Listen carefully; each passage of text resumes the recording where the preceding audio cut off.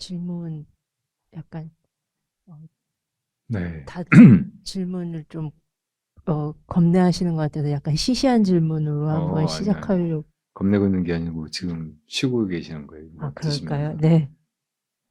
저 가끔 집에 있는 다른 불교 방송 채널 보면 네. 다른 스님들은 되게 밝은색 가사라고 하시나 옷 입고 네. 계시는데 승복이 스님은 보통 예, 약간 짙은 색을 입고 계셔서 무슨 차이점이 있어서 입고 계시는지 궁금해서 여쭤보려고 마이크를 받게 됐습니다.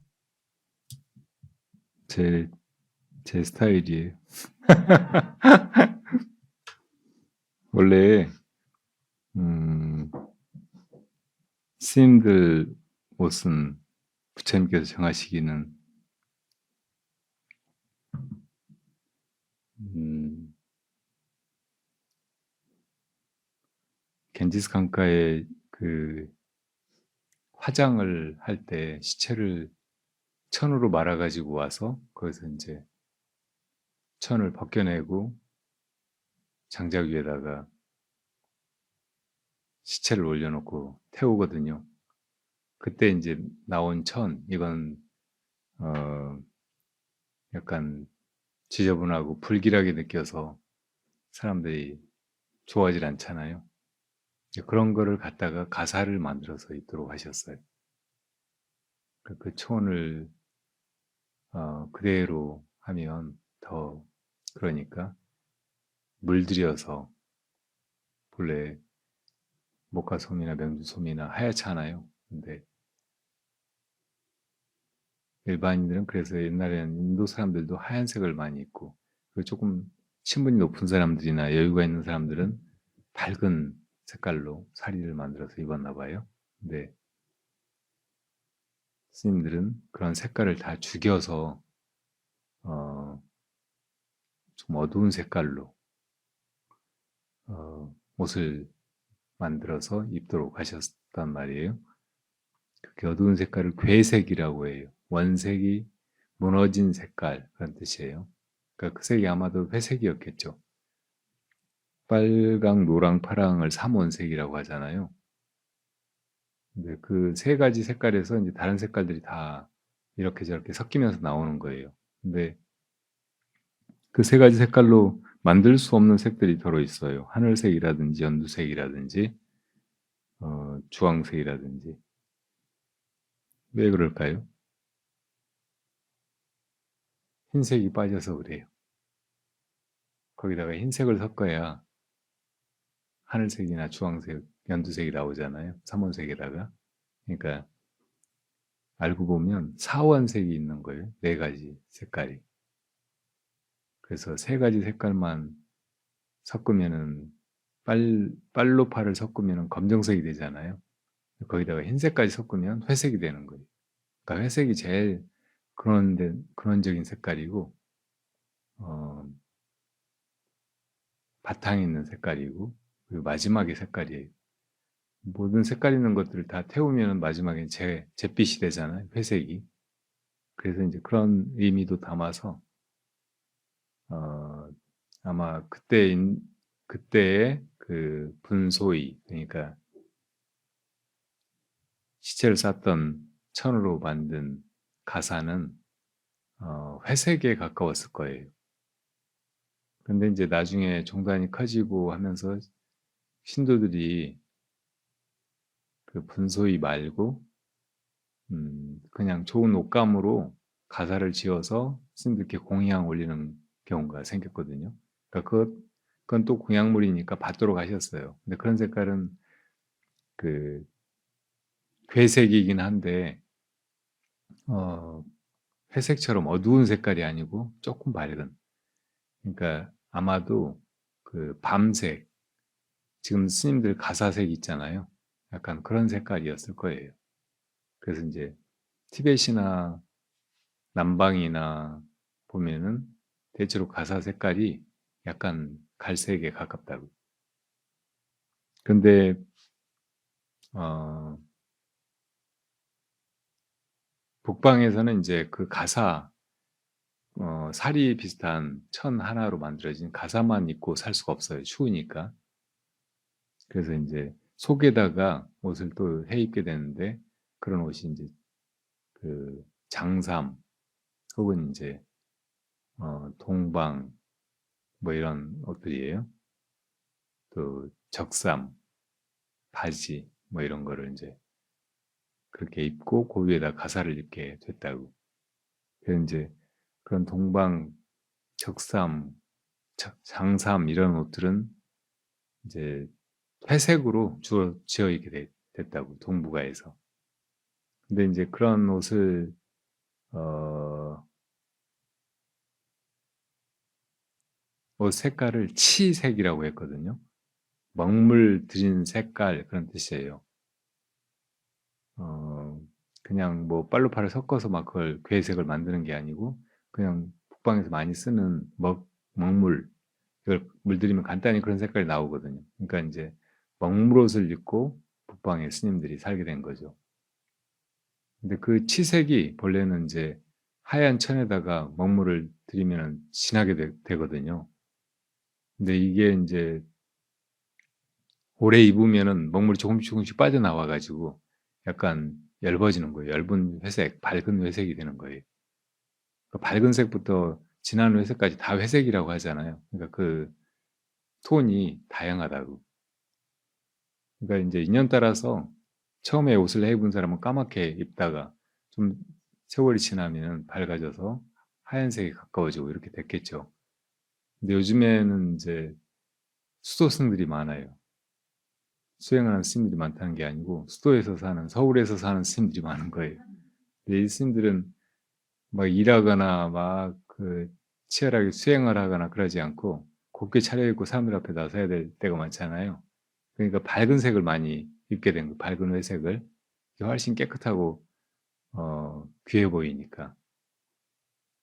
나같이 인제 산중에서 살고 막 일을 많이 해야 되고 그런 스님들은 이렇게 그냥 까맣게 입고 사는 거예요. 오래 그렇게 입다 보면 자기 스타일이 돼 버려요. 새로 인제 승복을 맞출 때 하얀 천으로 해 달라고 하기도 하고 좀 진한 천으로 해 달라고 하기도 하고 그러는데 저는 주로 인제 진한 천으로 옷을 해 입게 되더라고요. 법정 스님께서 그러셨거든요. 인제 저희가 출가해서 중로를 시작했을 때 법정 스님이 원래 중옷이 먹물들여서 새카만 옷이라고 그래서 그렇게 입는 것이 좋다고 하시고 또 속에는 하얀 옷을 입으라고.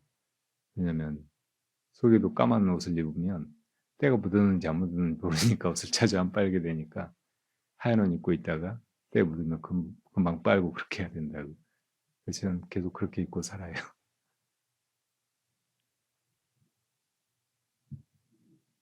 사소한 질문 같은데 스님들이 왜 그렇게 먹물옷을 입고 사는가, 분소일을 입고 사는가 그런 정신을 한번 새겨봄직해요. 사람들이 돈을 많이 벌고 재산이 많아지면 인제 뭐 이것저것 많이 소유하게 되고 온갖 혜택을 누리고 편리하게 살게 되고 그런데 기본적으로는 사람이 살면서 필요한 게 의식주 말고는 다 있어도 없어도 그만인 것들이에요. 근데 인제 1 차적으로는 여유가 있어지면 의식주에다가 돈을 많이 들이게 되잖아요. 먹는 것도 잘 먹고. 근데 먹는 건 한계가 있어요.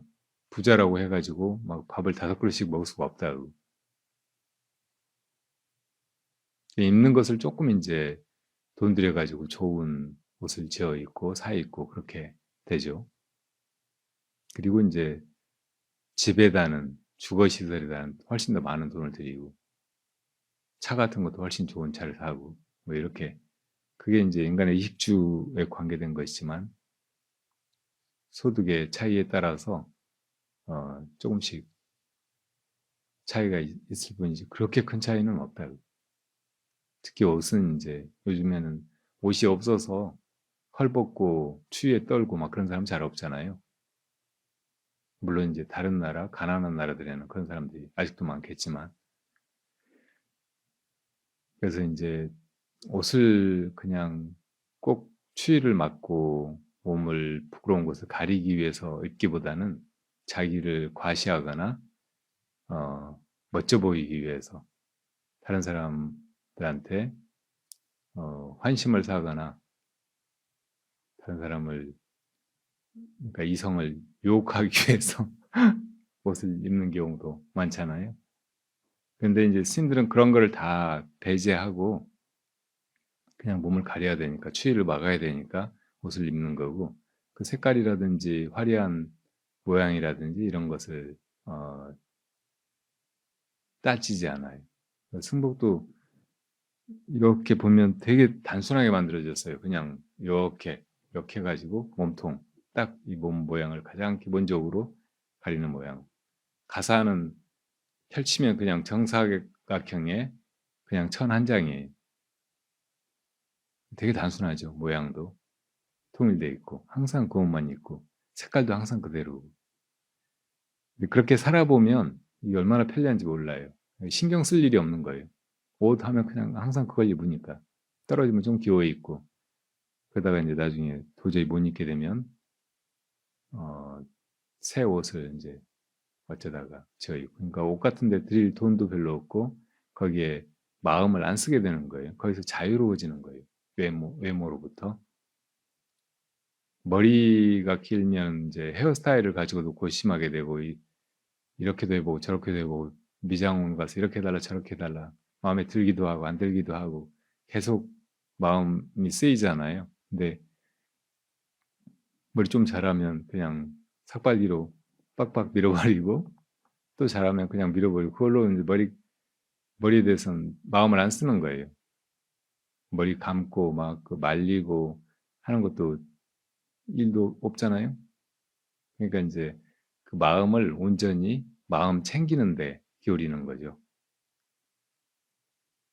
우리나라에 그래서 출가한다는 거는 평생 이제 산속에 들어가서 수행만 하고 산다고 평생 중노릇 할 요량을 하고 입산하는 건데 남방에서는 옛날 부처님 당시처럼 잠시 가서 승려 생활을 하다가 다시 돌아와서 세상에서 살아야 되겠다 이런 마음으로 출가를 하기도 해요. 그런 걸 단기 출가라고 해요.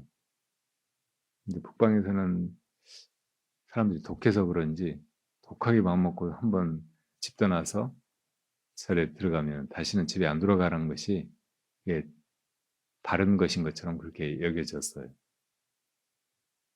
그래서 이제 한번 출가 못한 사람은 평생 그냥 세상에서만 살고 어, 또 절에 들어왔으면 돌아가면 이제 끝이다 생각하고 다시 절에 돌아오질 못해요.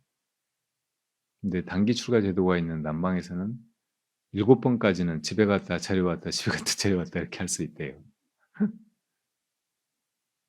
그래서 이제 그런 장점도 있으니까 우리나라에서도 얼마 전에 월정사에서 단기 출가 제도를 만들었어요. 거기 와서 이제 몇 달 수행을 하는데 자기가 만약에 원하면 머리 깎고 스님 복장을 하고 그렇게 그 출가 생활을 할 수 있게 허용했어요. 그렇게 이제 해보는 사람들이 많고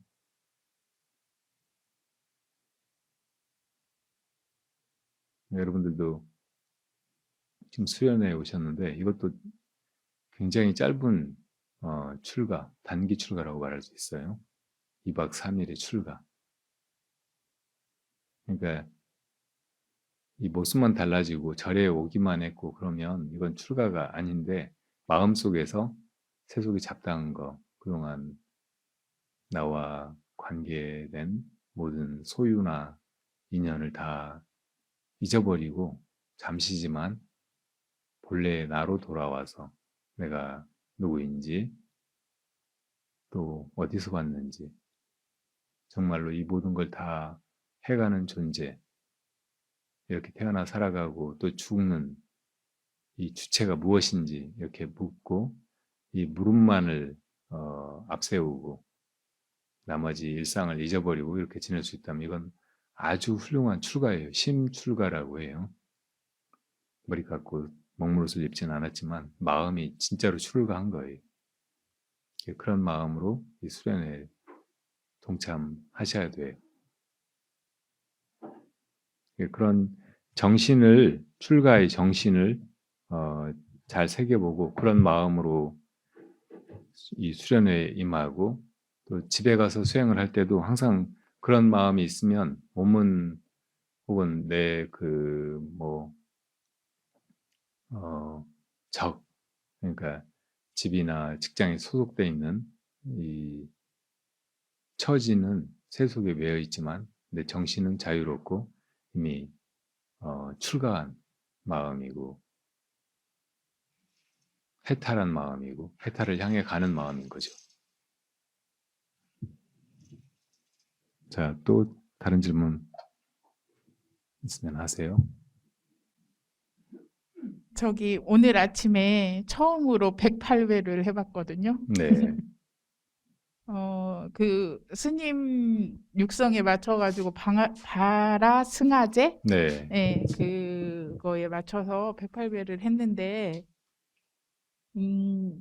그러한 CD를 제작해야겠다라고 이렇게 생각하게 된 계기가 있었을까? 그게 궁금하고, 또 바라승하제의 정확한 뜻이 뭘까? 네, 그다음 그 여러 말씀들을 하는데 그래도 조금씩은 그러니까 너무 이게 절하랴 그거 들으랴 생각하랴 막 너무 바빴어요, 실은. 그럼에도 처음 불구 해보셔서. 예. 네, 근데 그럼에도 불구하고 이제 그 절하면서 저 말씀이 뭘까 이 생각들을 잠깐 하게 됐는데 그래도 좀 뭔가 좀 아름아름하러 뭔가 말은 할 수 있을 것 같다는 생각이 들었는데 그 중에 이렇게 딱 귀에 이렇게 꽂히는 것이 수행의 처음과 중간과 끝을 알고 있는가라는 질문을 딱 하셨어요. 네, 저게 뭐지? 정말 모르겠다라는 네, 생각을 하게 됐어요. 그래서 그거 한번 질문해보고 싶습니다. 첫 번째는 네, 그 CD를 제작하게 되는 그 계기? 네. 예. 그다음 바라스 제작하지 말았어야 했을까요? 조금 반칙인 것 같아요. 왜요? 목소리가 너무 좋아가지고 목소리에 취하느라고 이게 정신이 없는 그건 좀 반칙이죠. 수행하는데 좀 도움이 안 돼요. 목소리가 너무 좋았어요. 그다음 바라승하제의 정확한 뜻이 뭘까? 그다음 수행의 처음과 중간과 끝에 대해서 뭔가 좀 알려주시면 네. 좋겠다. 어, 제가 길상사에 가서 이제 사람들과 함께 이렇게 수행을 하고 승가의 생활을 해보게 됐는데 그때 그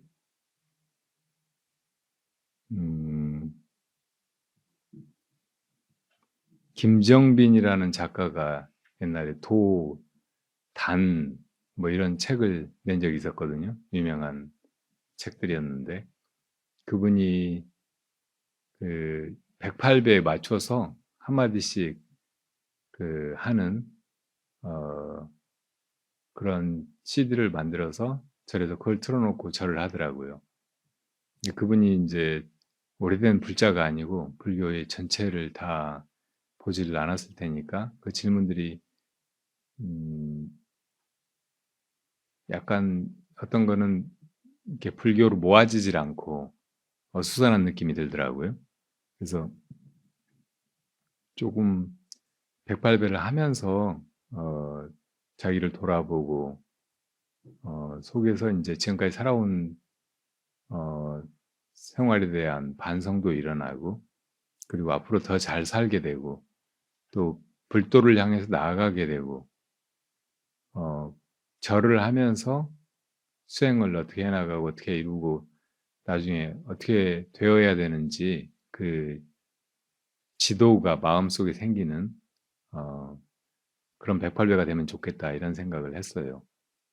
근데 이제 길상사에서는 그런 걸 실행에 옮기지 못하고 이제 법화림을 만들고 하면서 이제 사람들하고 108배 할 때 그거를 틀어놓고 하면 좋겠다 이런 생각이 들어서 이제 108개 질문을 만들었어요. 하나하나 이렇게 질문을 받으면서 절을 하도록 그 자기를 돌아보고 또 앞으로 어떻게 살아야 할지 수행을 어떻게 해가야 될지 이런 걸 가늠할 수 있게. 그래서 이제 그 질문을 해서 하면서 이렇게 했더니 이제 어떤 분이 CD를 만들면 좋겠다고 SBS에서 PD로 일하던 분이었어요. 우리 버파림의 부자님인데 그분이 이제 SBS의 그 녹음실을 빌릴 수 있다고 잠깐. 그래서 이제 거기 가서 그걸 제작을 한 거예요. 그 덕분에 이제 목소리가 되게 실제보다 약간 위압적으로 좀 무게 있게 그렇게 들리는 거죠. 근데 사람들이 이제 그 CD를 가지고 절하다가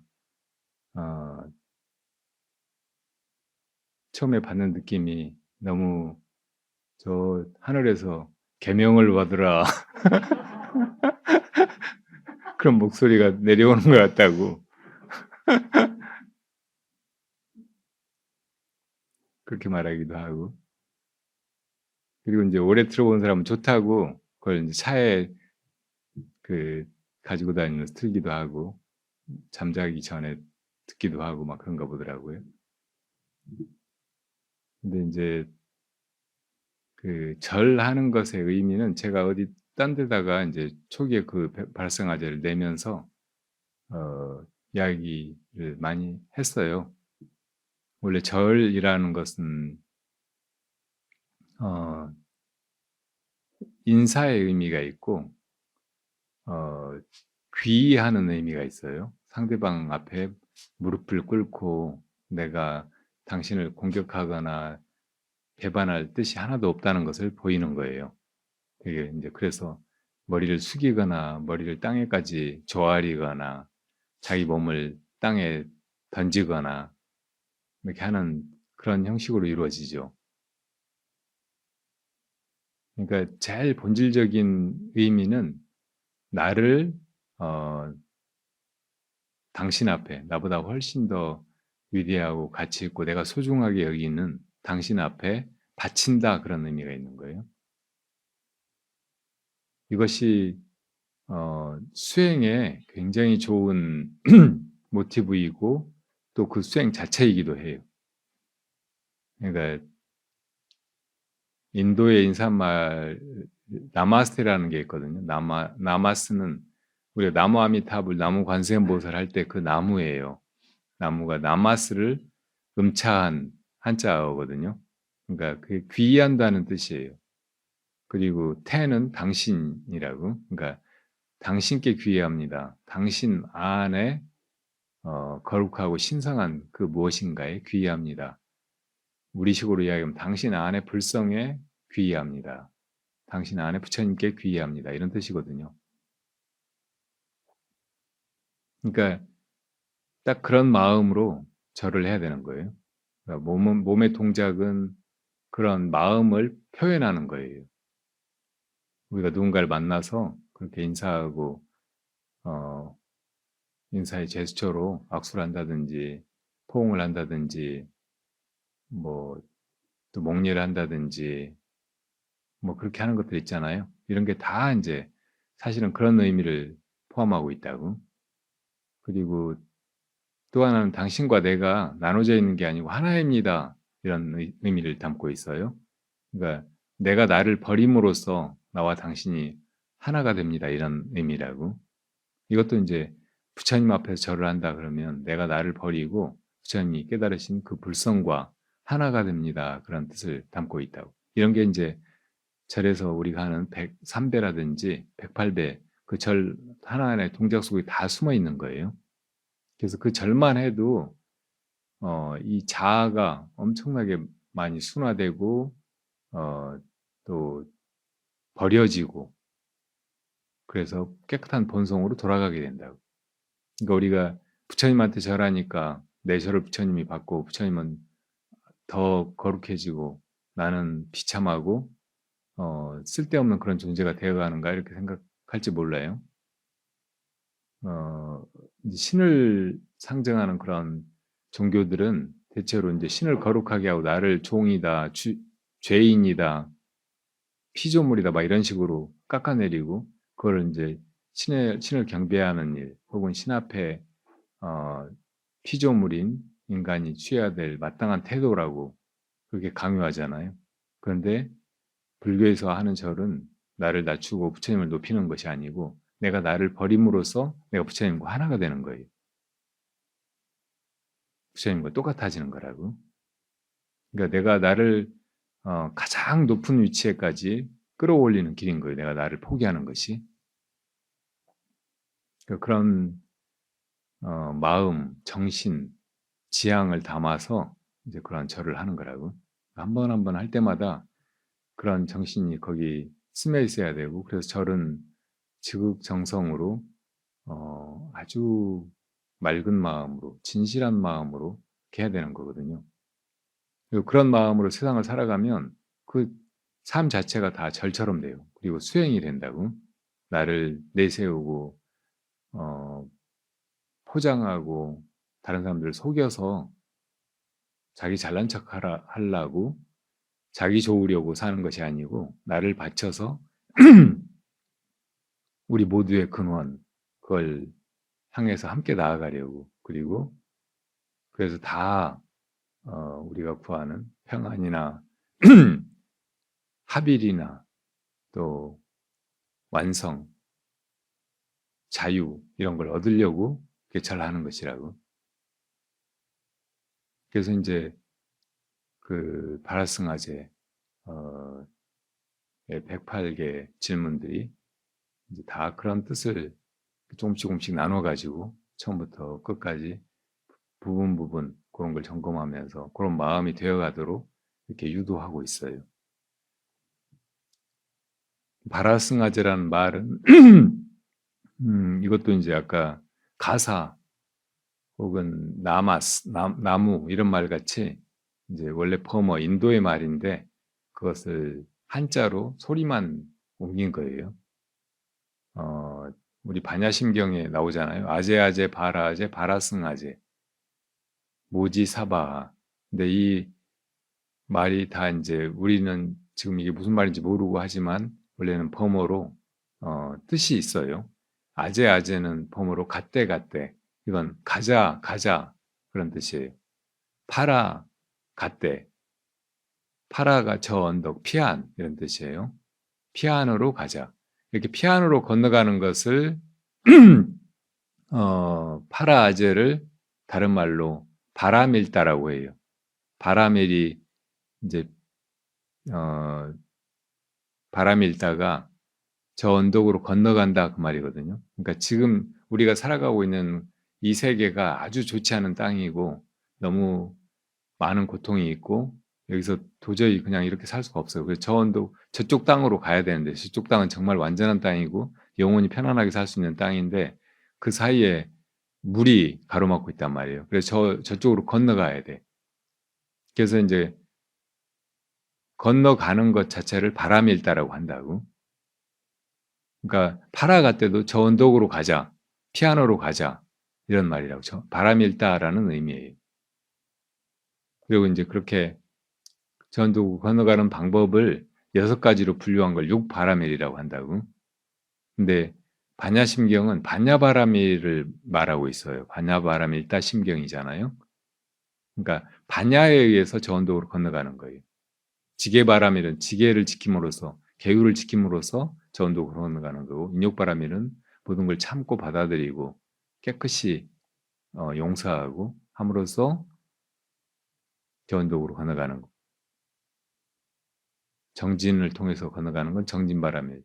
선정을 닦아가지고 건너가는 건 선정바라밀. 근데 반야바라밀은 어둡다가 빛이 확 밝아지면 한꺼번에 모든 게 다 환해지듯이 이렇게 과정도 없이 그냥 단숨에 거기로 건너가는 거예요. 지혜가 딱 개발돼가지고. 이걸 반야바람이라고 한다고. 그러니까 반야심경은 그렇게 지금 이 세상에서 생사 속에서 이렇게 고통당하고 있는데 지혜의 눈을 뜨고 보면 이것들이 다 없다. 생사도 없다. 생사가 본래 없는데 그걸 열반이라고 하는데 거기에 문명이 생겨가지고 우연히 우리가 착각을 일으켜가지고 꿈꾸듯이 온갖 것을 지어내면서 그 세계가 실제로 있는 줄 알고 그 속에서 또 온갖 고락을 겪고 하느라고 벌어지는 것인데 꿈에서 딱 깨우고 보면 한순간에 그 모든 괴로움이 사라져버리듯이 우리가 저 언덕에 이미 가 있음을 알게 된다. 이게 반야바라밀이거든요. 그래서 이제 이 반야바라밀을 쭉 어떤 식으로 해서 되는지, 그러니까 지금 우리가 살아가는 것이 색계라면 이 색계를 반야로 잘 보면 이 세계도 공하고 거기 태어나서 죽고 하는 것이 다 공하고, 이 태어나서 죽고 태어나고 죽고 하는 것이 문명에서 기인했다고 해도 문명조차 사실은 없는 것이고, 그러니까 이대로가 다 열반이다. 색계가 곧 공한, 아무것도 없는, 고통도 없는 그런 열반의 세계다. 이걸 설한 것이 반야신경이거든. 그걸 정리해서 마지막으로 아제아제 바라아제 바라승아제 모지사바 이렇게 말하고 있는 거고, 바라아제가 파라갔대 저 언덕으로 가자 이런 뜻인데, 바라승아제 파라삼갔대 이건 뭐냐면 삼은 함께, 다 함께 그런 뜻이에요. 그러니까 다 함께 저 피아노로 가자. 반야를 통해서 열반으로 가자. 반야 바라밀다를 이루자 이런 뜻이에요. 그리고 이제 마지막에 모지사바, 이건 보리 사바하 이런 뜻인데, 보리가 깨달음이에요. 깨달음은 영원하다. 깨달음에 의해서 이룬 도달한 세계를 열반이라고 하는데 그 열반이 영원하다. 이 생사의 고통에서 벗어나서 저 언덕으로 열반에 나아가면 그곳에 고통 없음, 이것은 영원하다. 그 말이에요.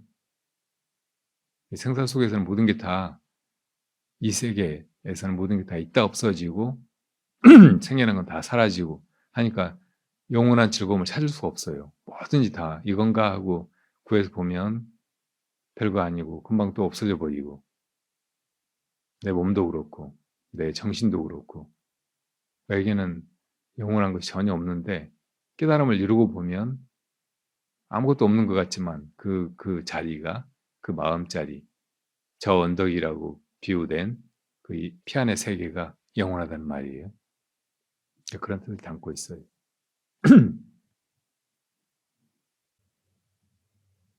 그 CD가 나오고 초기에 그 CD를 이제 나눠드리고 또 같이 CD를 켜놓고 108배를 하기도 하고 그런데 어떤 분들이 이렇게 한 번 질문이 나올 때마다 속으로 대답을 한다고 하기도 하더라고요. 그리고 점수로 진실하게 살아왔는가, 이건 70점이다 이렇게 점수를 매겨보라고 하기도 했어요.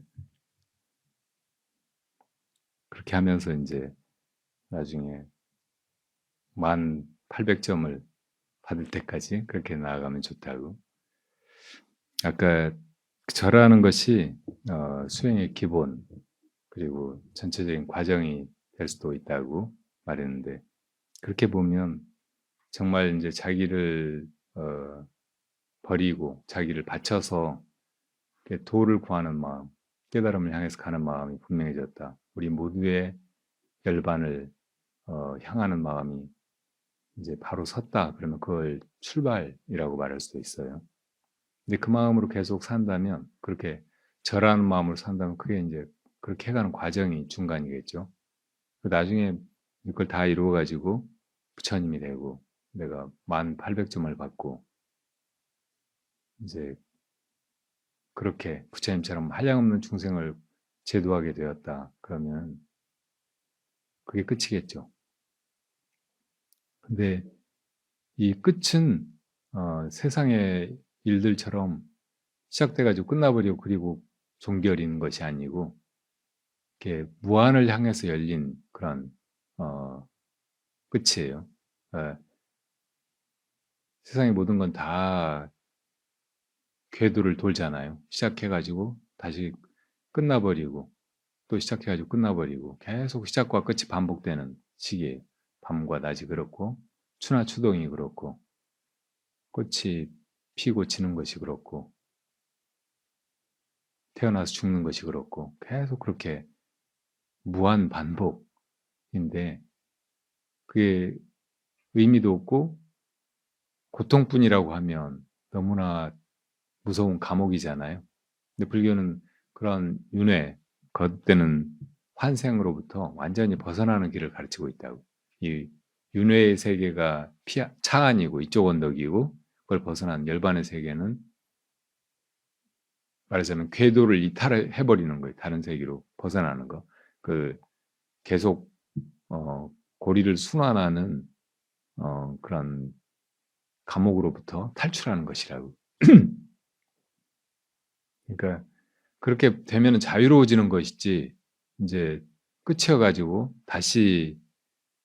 다시는 존재하지 않게 돼버리는 거, 다시는 태어날 수도 없게 돼버리는 거 그런 걸 말하는 건 아니에요. 오히려 이제 훨씬 자유롭게 이 생사 속으로도 들어오고 중생을 제도하고 하면서 그렇게 이제 존재하게 되는 거죠. 이 궤도에 묶여 있지 않고. 그러니까 그게 끝이라는 걸 조금 분명히 알면 좋아요. 수행에 이제 저쪽으로 가는 것을 수행이라고 말한다면 처음에 수행해서 내가 정말 직접 내 발로 혹은 내 몸으로 저 언덕으로 나아가야 되겠구나 이렇게 마음을 먹는 거 이것이 출발이라고 말할 수 있어요. 근데 내가 그렇게 돼야 되겠구나 이렇게 생각한다면 이건 소승의 발심이에요. 근데 우리가 다 고통스러우니까 다 함께 저쪽으로 가야 되겠다. 그렇게 다 함께 나아가기 위해서 내가 할 수 있는 모든 것을 다 하고 내가 설령 먼저 거기 이른다고 해도 거기 멈추지 않고 다시 돌아와서 모두를 데리고 함께 가야겠구나 이렇게 마음 먹는 거 이것이 대승의 발심이고 큰 발심이고 그리고 보리심이에요. 이게 이제 분명해지면 이것이 처음이라고 말할 수 있어요. 그리고 이제 6가지 바라밀 행을 해나가게 되잖아요. 그 중에 제일 높고 즉각적인 바라밀은 반야바라밀이니까 반야바라밀을 행해간다. 그러면은 더없이 좋은 일이겠죠. 근데 반야는 특징이 아까 말했듯이 단숨에 이루어지는 거라고 했잖아요. 과정이나 시간이 걸리지 않고 이게 최고의 반야바라밀은 선이에요. 그냥 공안을 참고하다가 공안은 이제 승이 던진 한마디의 질문이거나 승이 알 수 없는 어떤 행동을 해보이는 것이거든요. 그거를 보고서 이게 무슨 말이지? 그런 마음이 자연스럽게 일어나가지고 그 마음 끝에 그 마음이 엄청나게 밝은 빛과 같은 거예요.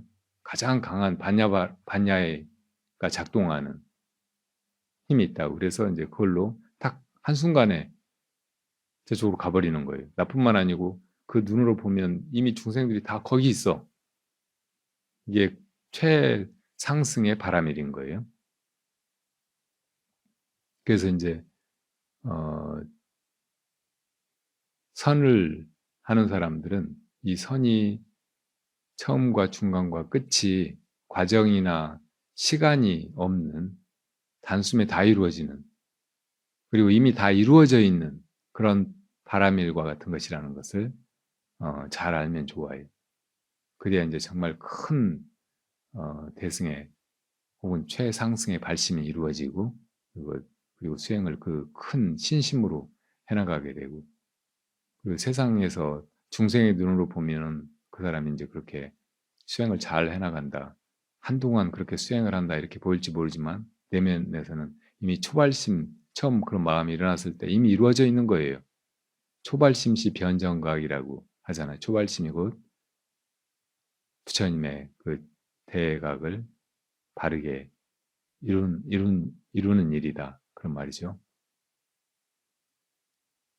그러니까 선에 입문하는 사람들은 처음, 중간, 끝을 너무 따지고 지도를 만들어가지고 장차 이렇게 나아가야 된다. 여기에는 한참 시간도 걸리고 중간에 온갖 경계들이 있고 그런 걸 다 뚫고 나아가야 된다.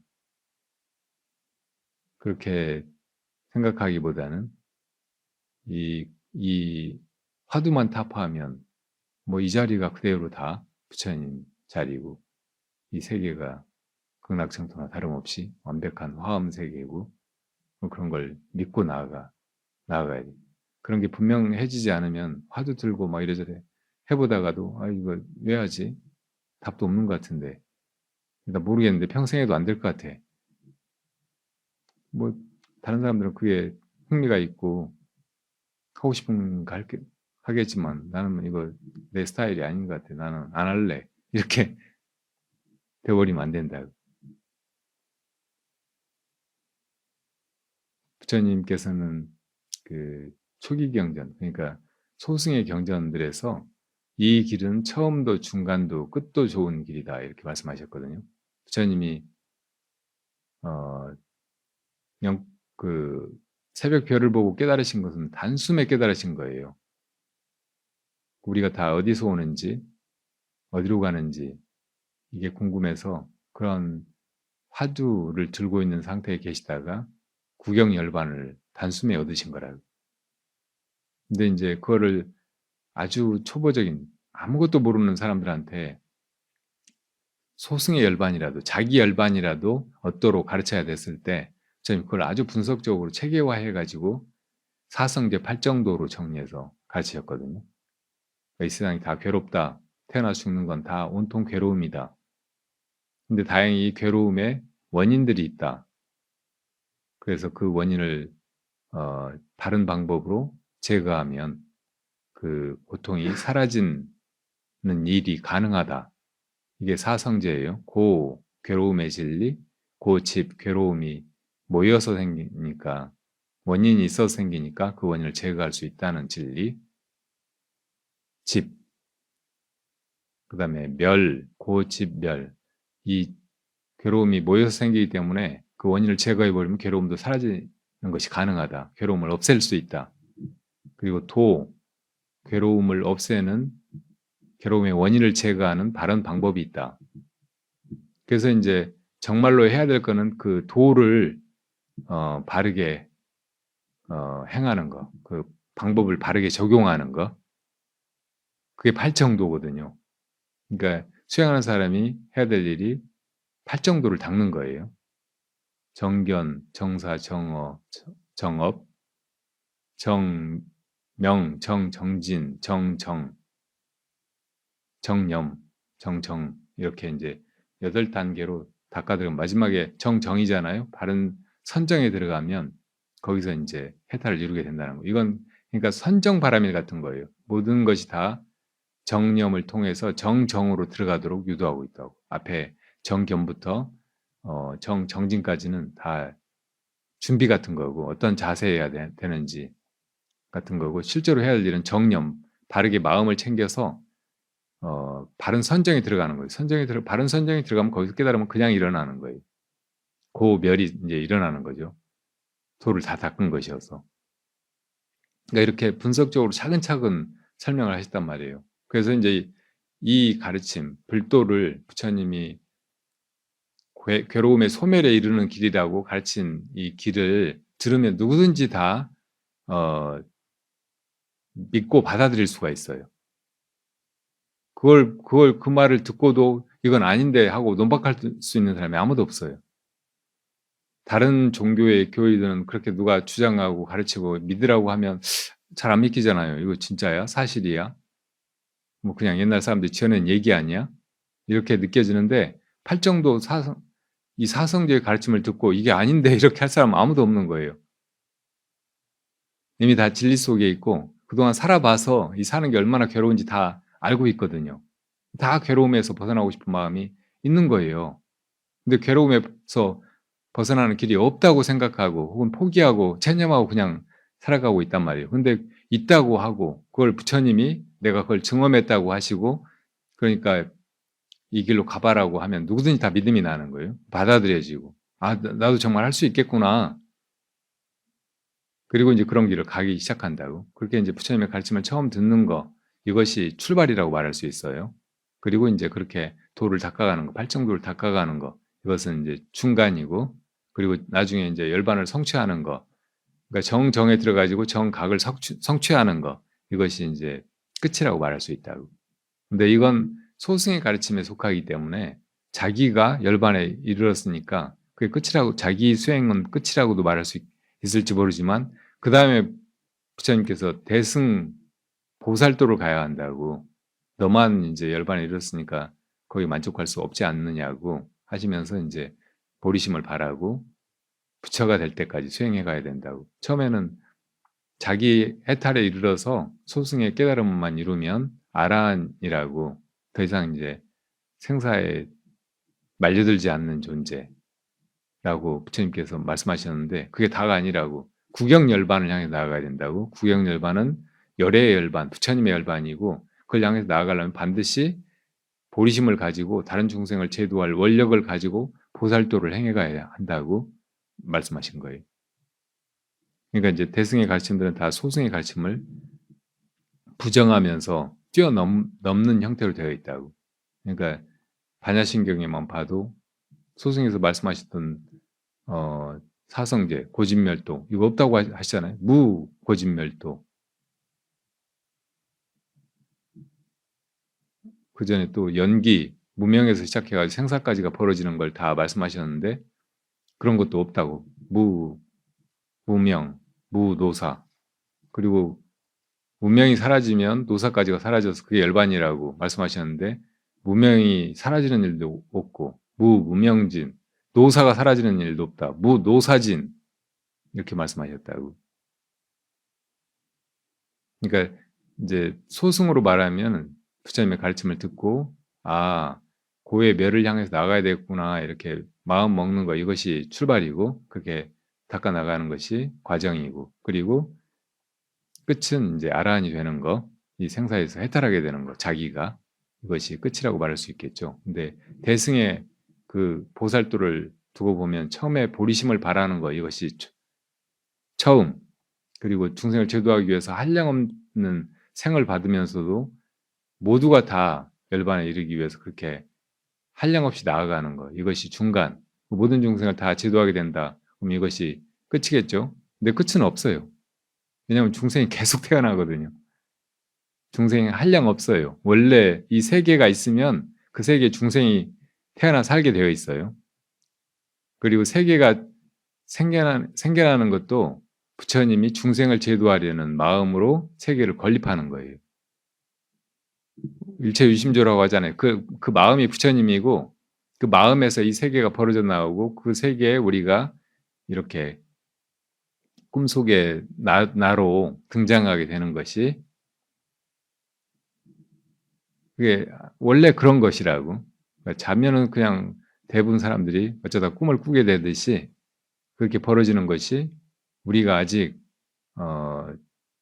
무명 속에 있고 그래서 괴로움 속에 있으니까 이 중생들이 어떻게든 열반에 다 이르러야 이제 할 일도 없고 이 모든 생사의 괴로움이 끝나는 것이거든요. 그러니까 생사의 괴로움에서 중생들을 건져서 다 부처님이 되게 하려고 이 세계가 있고 부처님은 세상에 와서 그렇게 중생을 건지시는 거예요. 그러니까 그런 부처님이 이 세상을 만들어서 중생을 건지는 일, 이게 이 우주가 하나든 수없이 많이 있든 이 우주의 존재 목적이에요.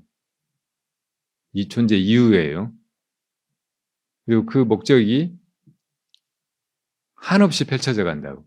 한 번으로 끝나는 게 아니고. 그러니까 부처님의 일도 끝이 없는 거예요. 처음도 중간도 끝도 다 좋긴 한데 이것만이 유일하게 의미 있는 일이고, 또 이건 사실은 이 우주에 이 일밖에 없는데, 이 일대사밖에 없는데 이건 끝이 없는 일이라고. 그러니까 시작이 됐어도 그 시작 이전에도 계속 그런 일이 있었기 때문에 무시고, 내가 성불해서 다른 중생을 이제 다 제도했다고 해도 다 제도하는 법은 없어요. 그러니까 또 다른 부처님이 와서 중생을 제도해야 될 일이 여전히 남은 거고, 내가 있고 뭔가를 한다 그러면 그거밖에 할 것이 없는, 그 일은 한없이 펼쳐지는 거라고. 이게 무종이라고. 얘기가 너무 장황했어요. 다음 질문.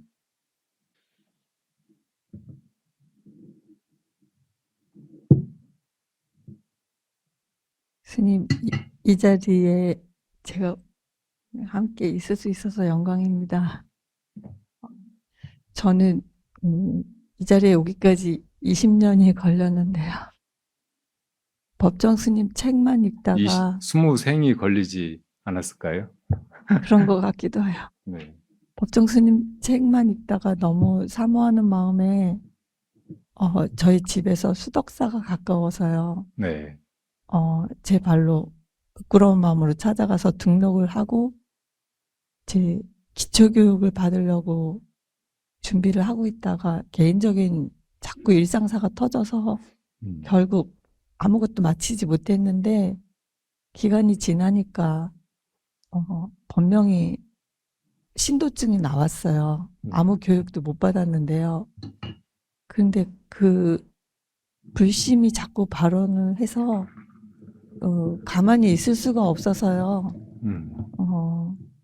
이제 법정 스님 책 읽는 것을 제일 즐겨했고 집에서라도 기도를 하고 싶다 해서 네. 108배를 어떻게 하는지 이제 먼저 불자가 된 사람한테 네. 제가 물어서 배워서 집에서 기도를 시작을 해서 종종 하다가 제가 최근에 좀 마음에 많이 제 자신을 이겨야 하는 그런 일이 생겨서 작년 8월 1일에 제 스스로 미장원 가서 삭발을 하고요. 천일 기도를 발심을 했어요.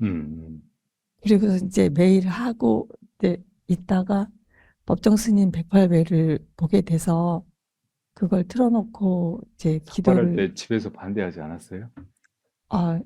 근데 너무나 저는 거기서 그러니까 그냥 저 어리석어서 아직은 깨달음은 모르겠고 너무 감명을 받은 거예요. 그 질문 하나하나에. 네.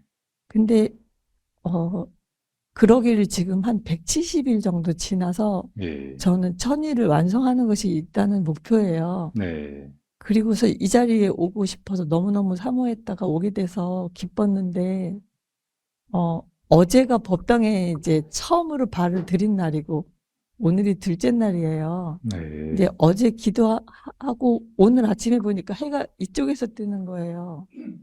근데 제가 듣기로는 기도는 동쪽을 향해서 기도를 하라고 들었어요. 먼저 불자님 되신 분한테. 네. 근데 오늘 기도하면서 보니까 부처님이 동쪽에 안 계셔서요. 그게 궁금한 거예요. 네. 그, 부처님이 어디 계실까요?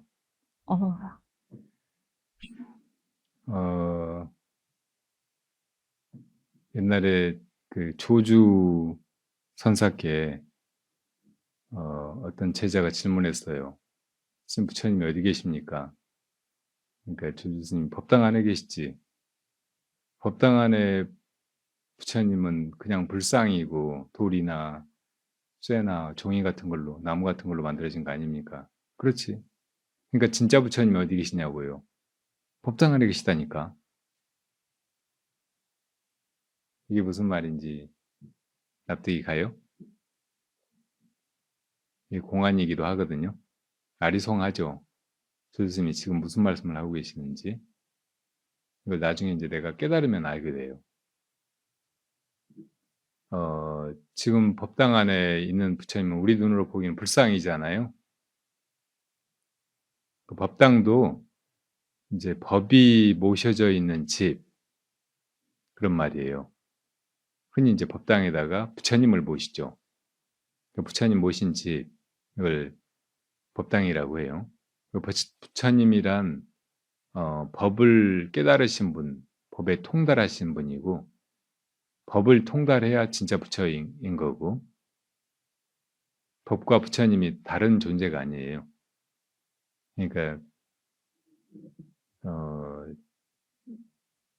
이 세계가, 이 우주가 그대로 다 법당이고, 이 우주를 낮춘 그 본래의 일심, 이것이 진짜 부처님이고, 근데 그 일심이 어디 따로 다른 데 있는 게 아니고 우주도 없는데 어디 있겠어요?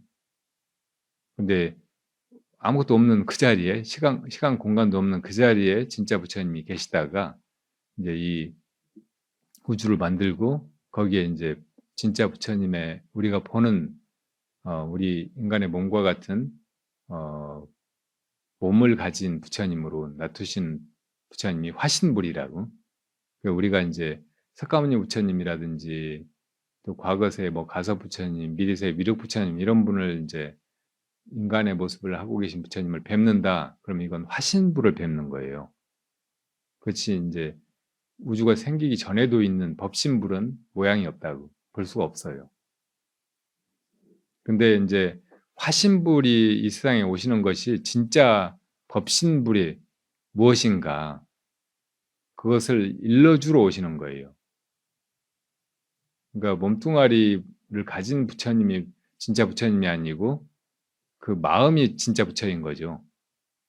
그거를 일러주려고 몸뚱아리 가지고 우리처럼 사람이 돼가지고 와서 말해야 우리가 겨우 알아들으니까 못 알아들어도 말이라도 들으니까 그렇게 이제 몸을 가지고 오시는 거라고요.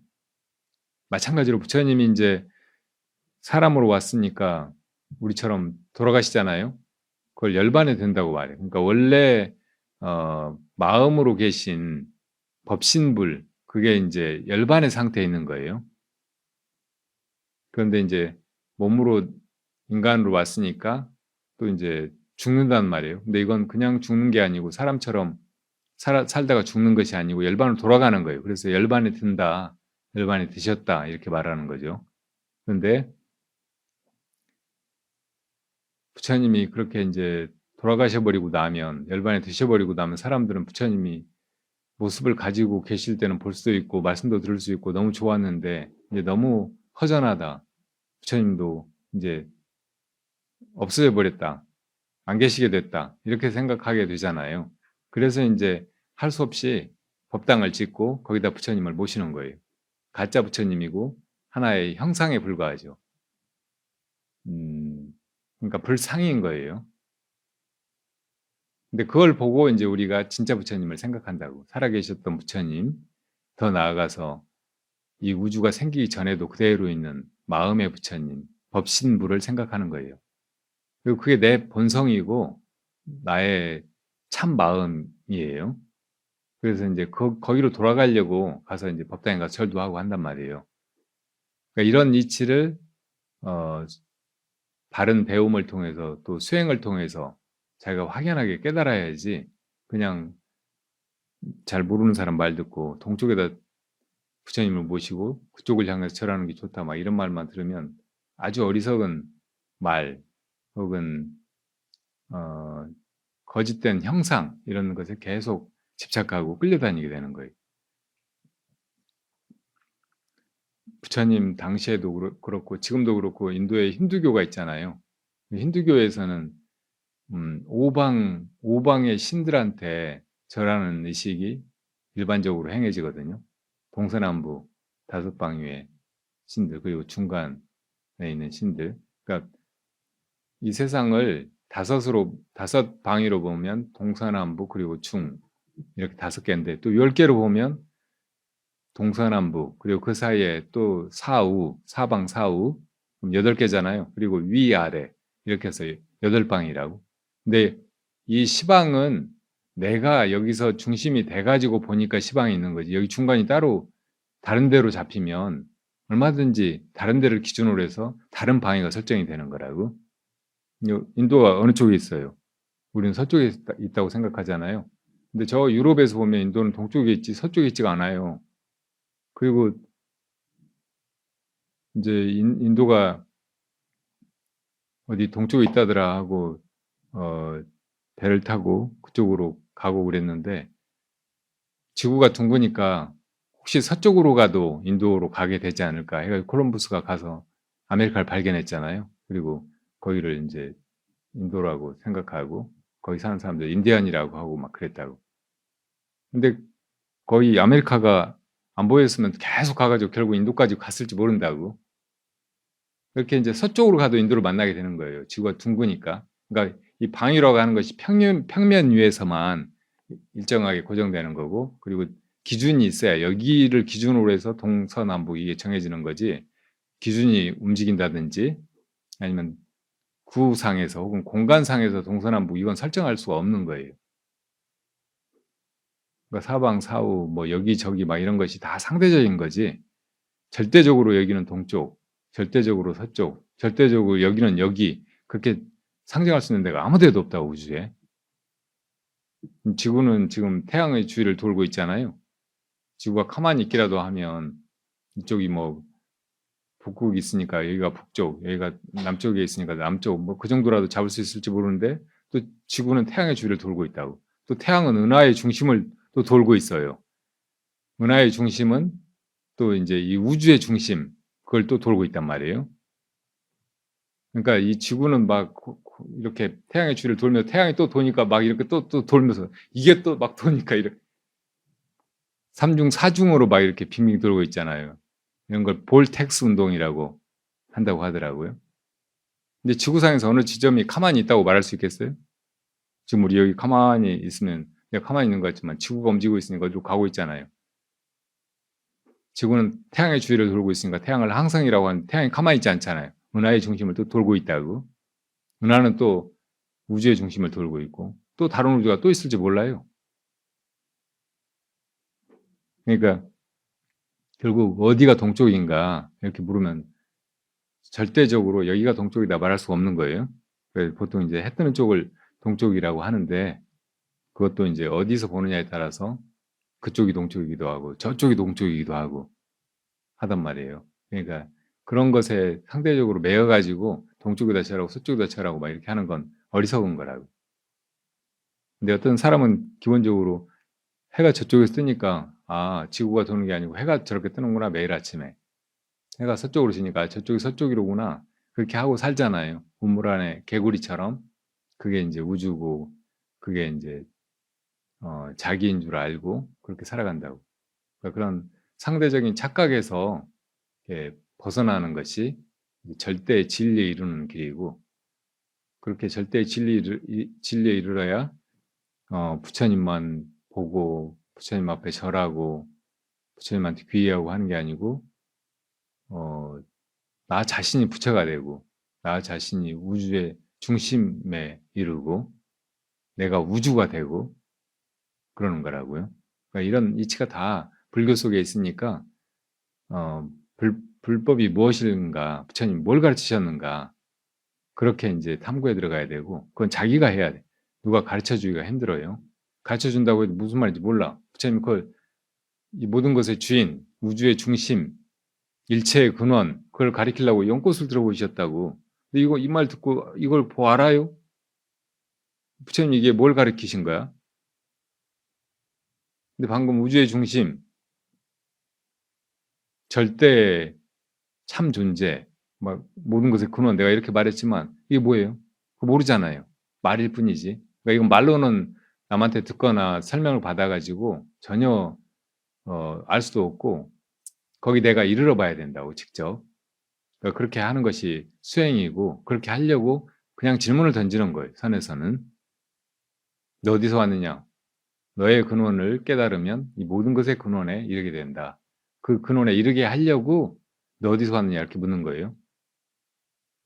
그것이 다 하고 있는 것이고 그것이 모든 것의 중심에서 모든 일을 행하는 참 주인이기 때문에 주여 주여 하잖아요. 그 진짜 주가 바로 그것이라고. 저 어디 하늘에 있거나 신이거나 그런 게 아니고 내 안에서도 그렇게 하고 있잖아요. 근데 내 안에 무엇이 이렇게 하고 있느냐 이렇게 물음으로써 그 모든 것을 하는 참 주인의 자리에 이루고 내가 그 주인이 되는 거니까 그걸 성불이라고 하니까 그러라고 이제 지금 뭐가 이렇게 나를 보고 있느냐 이렇게 막 묻는 거라고요. 그러면 스님, 제가 집에서 그 기도할 수밖에 없는 여건에 있을 때 뭐 기도방을 따로 만들고 하면 더 좋을까요? 예, 아까 사실은 이 우주가 법당이고 우주를 낮추고 중생을 이 우주 속에 살고 죽고 하면서 결국은 마음을 깨닫는 길로 나아가게 하는 것이 부처님이라고 했잖아요. 본래 마음이. 그런데 이제 어리석을 때는 법당이 모양으로 있어야 거기 들어가서 부처님한테 절도 하고 부처님의 존재를 알고 또 수행도 하고 그걸 찾기도 하고 하니까 법당을 짓듯이 자기 집에다가도 그렇게 이제 법당 같은 그런 공간을 하나 만들 수 있으면 만드는 게 좋아요. 인도에 가면, 일본에 가면 집에 다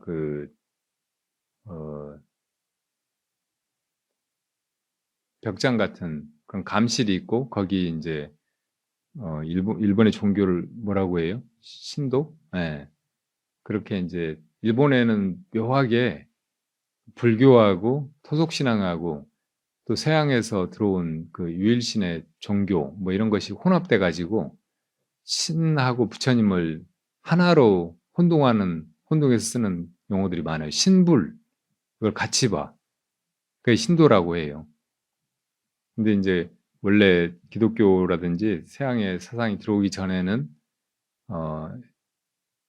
일본이 아주 오랫동안 유지되어 온 불교 국가예요. 거기다 이제 원래는 부처님을 모시고 있었다고. 그렇게 이제 부처님을 모시고 일상을 살고 사회생활을 하고 인생을 그렇게 보내는 덕분에 뿌리가 굉장히 깊어진 거예요. 인도의 불교가.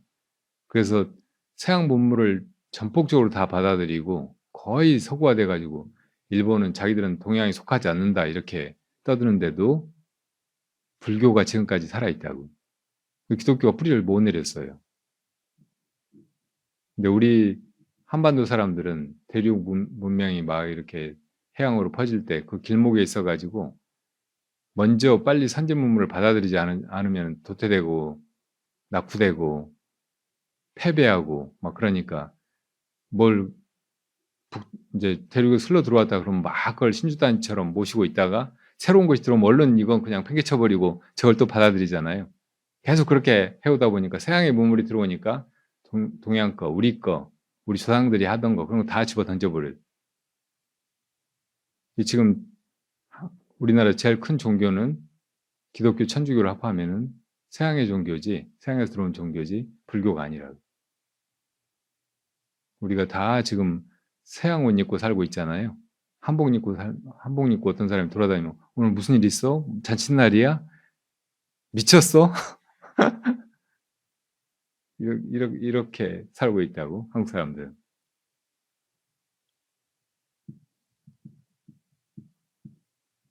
그러니까 우리 일상에 우리 의식이라든지 혹은 일상의 하루 생활 속에 내가 부처님을 모시고 불교적인 그런 의식과 함께 이렇게 살아가는 거 이게 나뿐만 아니고 우리 후손들이나 이 땅에 불교가 오래 남아있게 만드는 그런 아주 큰 복을 짓는 일이에요. 티벳 같은 나라도 없어져 버리는데 사람들이 불심으로 아직까지 티벳의 그 독립을 원하고 티벳의 정체성을 지켜가고 있잖아요. 불교가 뭐 어떤 사람들도 차별하지 않고 신분으로 나누지 않고 또 국적이나 뭐 지역에 관계없이 다 교화하고 엄청나게 품이 넓고 모든 것을 다 끌어안는 그런 종교잖아요. 그럼에도 불구하고 어떤 지역에 들어가서도 그 지역에 도움이 되고 그 지역의 고유한 문화라든지 정체성을 보호하고 잘 보존해 가도록 그렇게 가르치지 그런 거 다 파괴하고 그냥 불교가 거기 들어가 가지고 지배하고 침략하고 약탈하고 그러려고 하질 않는다고. 티벳에 들어가서는 티벳 불교가 티벳을 그렇게 오래 번성하게 만들고 지켜가게 만들고 하는 거예요. 일본에 들어가서는 일본을, 한국에 들어와서는 한국을 그렇게 해왔는데 한국은 호국 불교라고 특히나 막 전쟁 나면 스님들이 나가서 싸우고 목숨 걸고 나라를 건지고 막 이렇게 했는데도 사람들이 불교를 잘 돌아보려고 하지 않아요. 우리나라의 중요한 인물들이 아주 많은 사람들이 불자들인데 집회에 보면 조선시대 유생들밖에 없어요. 심지어는 유생 어머니까지 있고 그런데 뭐 서산대사나 사명대사, 원효대사를 집회에다 모신다 그러면 난리가 날 거예요. 석굴암을 10,000원짜리에 넣으려고 하다가 종교계에서 다른 종교에서 반대해 가지고 그렇게 못 만들었잖아요. 그러니까 이렇게 불교가 이 땅에서 나라를 지켜왔는데도 전혀 대접을 못 받고 있다고. 그건 우리가 지금 현대의 생활을 해나가면서 그 소중함을 잊어버렸기 때문에 그래요. 이거 폐기가 될 옛날 것이다. 캐캐 묵은 것이다. 이렇게 생각하니까. 불교를 알고 보면 그게 너무나 어리석은 일이고 큰 착각이라는 걸 단번에 깨닫는데, 다른 사상에 젖어버리면은 색안경을 끼고 보듯이, 색안경 끼고 보면 아무리 투명하고 맑은 뭐 유리나 얼음을 봐도 그것도 무슨 색깔 있는 것 같이 그렇게 보게 되잖아요. 안타까운 일이죠. 그러니까 여러분들이라도 절에 와서 그렇게 절도 하고 수행을 하고 또 승가에 들어와서 이렇게 불법이 살아있구나. 내가 이 속에서 이렇게 바라승하제를 해나가고 있구나. 이렇게 자각하는 것도 중요한데, 집에 가서도 그런 마음으로 살아야 하고, 그런 게 여러분의 일상에, 여러분의 집에, 여러분의 시간 중에 뭐 부처님께 3배라도 드리는 시간, 108배 하는 시간, 잠시 좌정하는 시간, 그런 시간이 이제 담아지는 그런 공간이 조금 있는 게 좋아요. 아무 데도 없으면 마음속으로라도 그렇게 이 방에 이쪽 면은 부처님이 계신다 이렇게 생각하고 그쪽을 향해서 절도 하고 그쪽을 향해서 앉고 불심을 잊지 않도록 가끔씩 자기 마음 챙기고 그렇게 하는 것도 좋아요. 먼저 스님께 저는 불교에 전혀 알지 못한 채로 찾아뵙게 됐었는데, 우선은 저의 변화를 잠깐 말씀을 드리자면, 집에 가서도 이런 말씀 많이 하시잖아요. 그런데 우선 저 같은 경우에는 생각을 바로잡고 생각을 다스리는 데는 스님의 그 가르침으로 인해서 많이 변화가 되고 있어요. 제가 이번 명절에도 제 집에서 23명을 이제 손님을 치렀는데, 대화 중에 보니까 제가 변화되어 있더라고요. 변화되어 가고 있고요. 그래서 그런 부분도 너무 감사드리고, 또 문득 오늘 드는 생각이, 또 어제 드는 생각이, 스님께 이제 찾아오는 이 걸음이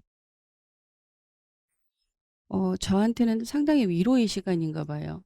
왜 그러냐 하면, 스님께서 새벽 무렵에 이제 문을 열고 들어오실 때 바람과 함께 들어오세요. 근데 그런 것도 뭐랄까, 이렇게 들어오시는 그 스님의 자락이라고 해야 되나? 그런 것도 너무 감사하고, 또 어줍지 않는 이제 다른 도반들은 어떠신지 모르겠지만 전 좀 그런 부분이 있어서 저 같은 사람을 깨우치려고 같이 걸어주시고, 이것도 너무 따뜻한 저한테는 위로의 시간이었습니다. 너무 감사드리고요. 질문을 드리자면 두 가지인데, 하나는 지난번에 스님께서 제게 연꽃을 들어보이는 이유에 대해서 물으셨는데, 그것에 대한 답변은 독참 시간이 있으면 제가 독참 시간에 여쭤야 될, 예, 알겠습니다. 그리고 또 하나는 제 가족을 얼마 전에 제가 잃었는데, 그 가족을 이렇게 아침에 눈을 뜨거나 저녁에 잠을 들거나 할 때 아직도 너무 고운 사람이 제 앞에 있는 것만 같아서, 조금 이런 상황에서는 어떻게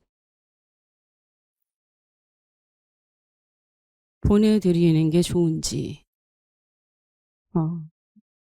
새벽에 이제 좌선할 때도, 어제는 안 그랬는데 오늘은 온통 제 가족 생각에 어떻게 보내드려야 될지 스님께 한번 여쭤봐야 되겠다 생각이 들더라고요. 근데 이런 일들은 아까 말씀하신 것과 같이 이곳과 저곳인데, 그곳에 이곳에서 그곳으로 가셨는데 저는 가본 적이 없으니까 잘 가신 건지도 모르겠고 그냥 잘 가셨겠거니 잘 가셔요라고 인사만 할 뿐인데 그래도 제게는 스승인 스님께서 이와 같은 상황일 때 어떻게 마음가짐을 가지면 좋을지를 알려주시면 감사하겠습니다. 네.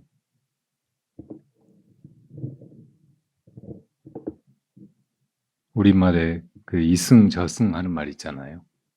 원래는 이생, 저생 그런 말이 왔어요. 그러니까 불교적인 용어죠. 지금 우리가 이렇게 살아가고 있는 생, 이번의 생, 이게 이생, 이승이 있고, 이제 죽어서 없어져 버리는 게 아니고, 다음 생으로 가는데, 그 다음 생을 저생이라고 말한 거예요. 그게 저승이 된 거라고요. 근데 이제 사람들이 불교를 잘 모르고, 그냥 죽어서 가는 게, 다음 세상이니까, 그런 저승이, 저 세상이 어디가 따로 있는 줄 안다고.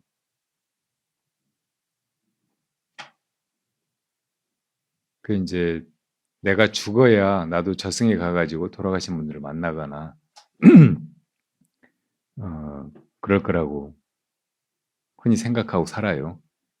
불교를 조금 공부하다 보면 이제 우리가 한 생으로 이렇게 살고 끝나고 이 생에서 이제 처음 생겨나가지고 이렇게 살다가 저승이 있다고 해도 저승에 가서 또 이제 아주 살게 되거나 영원히 여기는 돌아오지 못하고 이제 그냥 거기서 있게 되는가 보다 이렇게 생각할 수 있는데 알고 보면 이 세상은 지금 이 생이고 저 세상은 다음 생이에요. 지금 생 전에는 전에 생이 있었고 전생이 그리고 그 전에는 또 다른 전생이 있었고 그렇게 한량없는 생이 반복되면서 그 생이 끝나서 죽어서 또 이제 그 다음 생이 펼쳐진 거고 이번 생은 그 결과로 지금 우리들한테 이렇게 주어진 거고 그리고 우리가 죽으면은 이제 또 다음 생이 있고 그 다음 생 다음에는 또 다음 생이 있고 그 계속 어딘가에 태어난 사람은 반드시 죽어야 하고 죽는다고 끝이 아니고 또 다른 곳에 태어나게 되고 이게 반복되는 거예요. 이걸 생사윤회라고 하는 거죠. 그러니까 그 생사윤회 길에서 우리가 수도 없이 태어나고 죽고 하겠지만 또 태어나가지고 살아가는 동안은 수없이 많은 사람을 만나고 서로 사랑도 하고 애착하고 하지만 또 결국은 이별하게 되잖아요. 죽어서 헤어지고 살아서도 이제 싸워서 헤어지고 사랑했다가도 미워하게 되고 계속 그렇게 산다는 일이 온통 만났다 헤어지는 일이라고. 근데 여러분들 잘 아시다시피 생자 필멸, 회자 정리 이런 말이 있잖아요.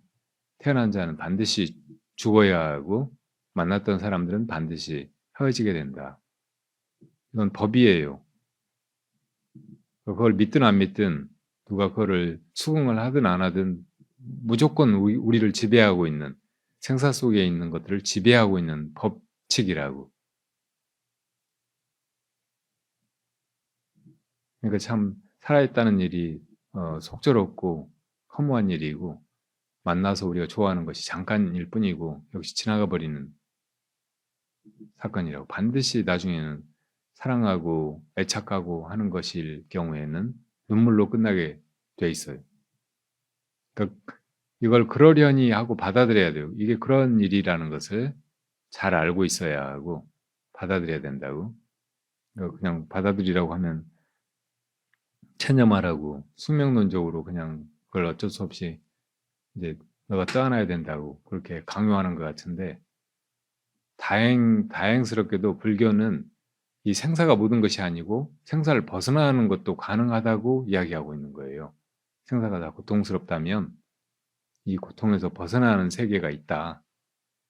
그 세계는 이제 뭐 이승이나 저승이나 어디 장소가 아니고 시간 공간을 뛰어넘은 어떤 다른 차원의 존재예요. 그러니까 장소까지 벗어났으니까 우주의 어떤 공간이나 지점을 말하는 게 아니에요. 그게 어딜까? 바로 우리 마음속이라고. 우리 마음이 어디가 있는지 몰라요. 이거 어디가 있을 수가 없는 것이야. 무슨 물건이거나 입자이거나 그래야 이게 어디가 있지. 근데 그런 어떤 물질적인 차원 혹은 그걸 담고 있는 공간이나 시간을 뛰어넘어 버린 차원에 우리 마음이 있기 때문에 이거는 시간 속에 어느 지점에만 있거나 공간의 어느 지점에 있거나 그럴 수가 없는 것이라고. 이것이 이렇게 공간을 펼쳐냈을 때는 이 공간이 다 거기서 나오지만 이 공간 자체가 본질이 그것이에요. 꿈을 꾸어서 이제 꿈속에 어떤 세계를 만들어냈다. 그럼 그게 다 자기 의식에서 나온 것이잖아요. 그러니까 꿈속의 모든 것들이 본질이 자기 의식이라고.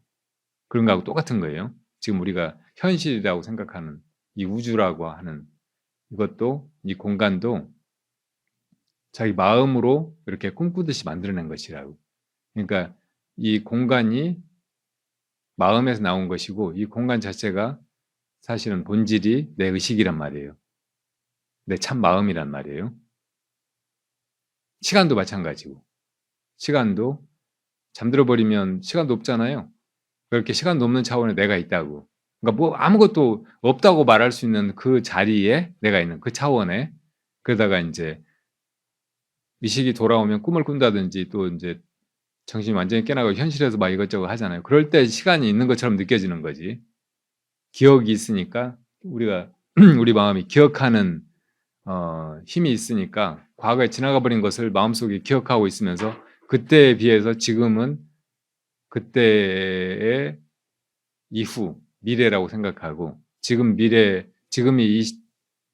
지금이라면은 요 다음에 이제 올 시간을 또 생각해 가지고 그건 미래라고 또 생각하는 거라고. 그러니까 이게 과거 현재 미래가 사실은 다 내 마음이 그렇게 인식하는 것뿐이에요. 내 마음에서 나오는 것이라고. 시간도 그러니까 다 본질은 내 마음인 것이라고.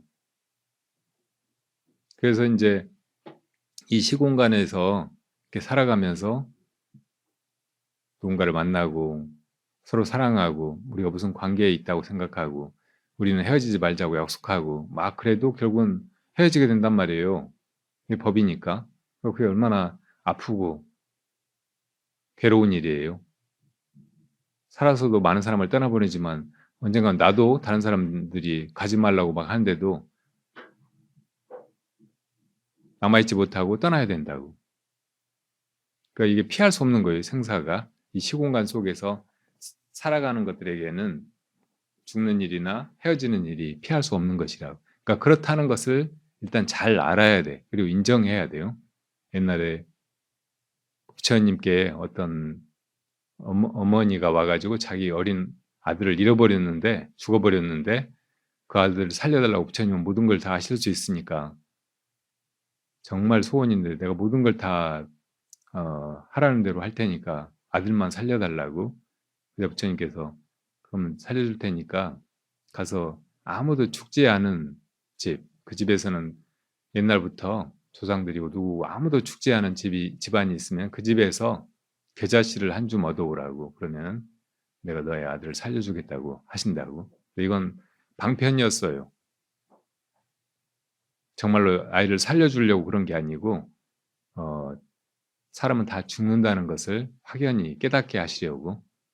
그래서 이제 이 집적 다니면서 이 집안에서는 과거의 조상부터 아무도 죽지 않은 집이냐고 그러면 우리 조상들 다 돌아가셨다고.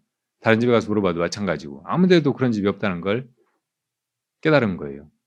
그리고 죽는 데는 나이 순으로 죽는 게 아니고 어린 사람도 일찍 죽을 수 있잖아요. 그런 것도 다 깨달았겠죠. 그래서 이제 다 죽는구나, 다 헤어지는구나 이걸 이제 깨닫고서 부처님한테 왔어요. 부처님 감사하다고 제 아들을 다시 만난 것보다 더 소중한 걸 깨달았다고 이제 마음이 편안해졌다고 해요. 사실은 그렇게 이제 편안해져야 된단 말이에요. 그 어머니가 아들이 살아나서 좋아한 거예요? 편안해진 거예요? 아니잖아요. 다 죽는다는 걸 완전히 이해하고 받아들였기 때문에 편안해진 거라고. 사실은 우리가 살면서 겪는 많은 고통이나 불행도 이게 당연한 거다 하고 완전히 받아들일 때 거의 거의 없어져요. 그러니까 그게 우리를 괴롭히는 일이 없어지는 거예요. 부처님도 아프시거든요. 병 나실 때가 있고 뭐 돌아가실 때 아프고 다 그렇겠죠. 그렇지만은 그게 당연한 것이라는 것을 아시는 거예요. 너무나 잘 아시는 거예요. 그러니까 아무렇지도 않으시는 거예요. 그리고 그게 다 지나가 버리는 거예요. 뭐 건강한 상태나 즐거움만 오래 지나가 버리는 것이 아니고 오래지 않아서 지나가 버리는 게 아니고 고통도 다 지나가 버린다고. 모든 고통은 다 사실은 무상한 거예요. 가만 놔둬도 돼. 지나가 버리도록 두면 돼. 그게 받아들이는 거예요, 고통을. 그러니까 여러분 어디 아플 때 잘 봐요. 이 아픔, 그 순간순간 그 아픔이 지속되는 게 아니고 새로운 느낌이 일어났다가 사라져가 버려. 이 느낌이 일어났다 사라져가고 이 느낌이 일어났다 사라져가고 순간순간 그 고통이 이 몸으로 보면은 어떤 신경을 타고 전해오는 신호잖아요. 나 어디가 불편하다 아프다 하고 이제 몸이 그걸 막 하소연하는 거라고. 근데 그 하소연하는 목소리가 계속 들려오니까 그 목소리가 하나로 있는 것 같이 느껴진다고, 질병으로. 근데 사실은 한번 말하고 그 말은 지나가 버리고 또 말하고 또 지나가 버리고 계속 그러고 있는 거예요.